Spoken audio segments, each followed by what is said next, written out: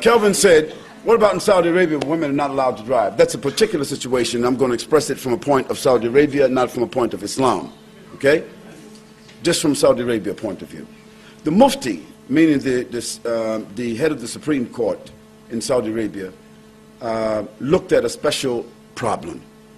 And the problem had to do with whether women, whether there was an ultimate benefit for them to drive or whether there was an ultimate liability for them to drive. This is how it was examined.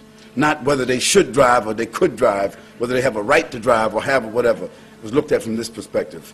And they determined that this country is huge in many cases. From one city to another is desert.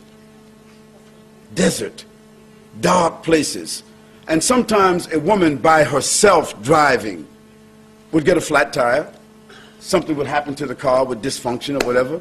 And she's out in the middle of nowhere with nobody to do what? A stranger comes along. Now when that stranger comes along, it could be any kind of stranger.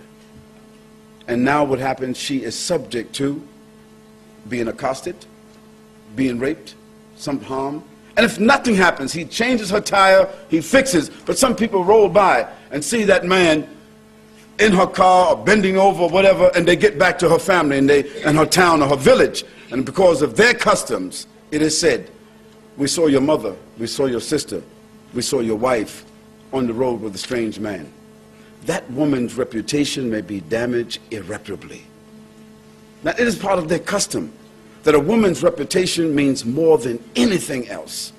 And so that Grand Mufti said that what we want to do is, if a woman wants to drive, she can get a license, but we want her husband or her brother or her family members to chauffeur her wherever she needs to go so that she would not be subject to this kind of situation. And that is the real issue. Now, not living there, a person wouldn't know. You would think that, well, they can't drive. That's not the case. We look more to the reputation than we do just simply allowing the woman to drive, and then what happens? They endanger themselves. And now we can see here in the UK, I mean, we can see here in the Western world, for instance, how many rapes do you think take place a week? Not inside the home, but out when a woman is traveling from one point to another. How many rapes do you think take place? I'm a sociologist. If you don't know, I can give you the statistics.